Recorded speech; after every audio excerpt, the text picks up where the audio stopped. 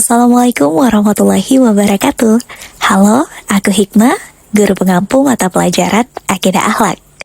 Pada video kali ini, kita akan membahas salah satu kisah inspiratif dari seorang pemuda yang hidup pada masa Rasulullah SAW. Tetap stay tune dan tonton sampai selesai ya.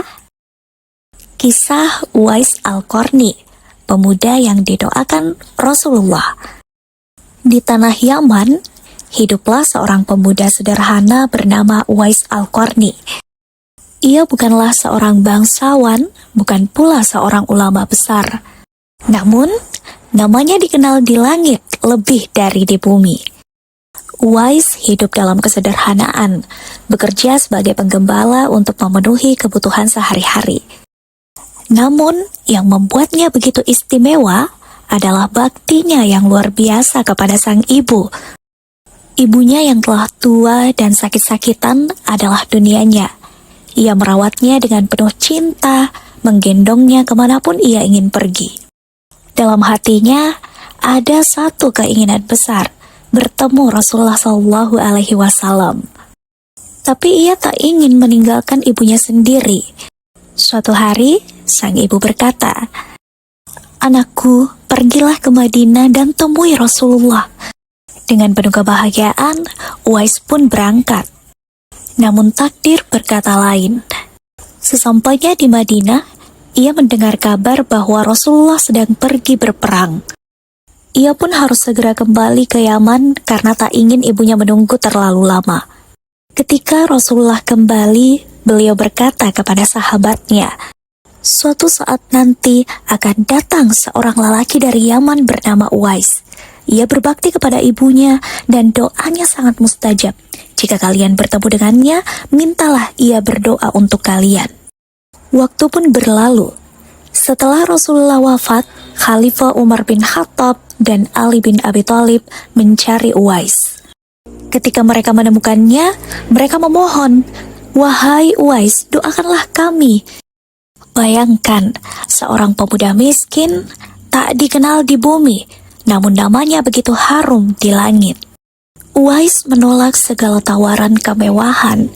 Ia memilih hidup dalam kesederhanaan, jauh dari ketenaran, dan tetap dalam ibadahnya kepada Allah. Itulah Uwais Al-Qarni, pemuda yang tak sempat bertemu Rasulullah, tapi didoakan oleh beliau. Seorang anak yang menjadikan baktinya kepada ibu sebagai jalan menuju surga. Kisah Uwais Al-Qarni penuh dengan hikmah dan teladan yang bisa kita jadikan pedoman dalam kehidupan. Pertama, berbakti kepada orang tua adalah jalan menuju ridho. Uwais dikenal sebagai seorang anak yang sangat berbakti kepada ibunya. Ia mengorbankan kesempatan bertemu Rasulullah demi menjaga ibunya yang sedang sakit. Ini menunjukkan bahwa keridhaan Allah terletak pada keridhaan orang tua, dan berbakti kepada mereka adalah salah satu amalan yang paling dicintai Allah. 2. Keikhlasan dalam beramal. Uwais tidak mencari pujian atau pengakuan dari manusia. Bahkan, ketika namanya dikenal oleh para sahabat Rasulullah, ia tetap memilih hidup sederhana dan jauh dari ketenaran.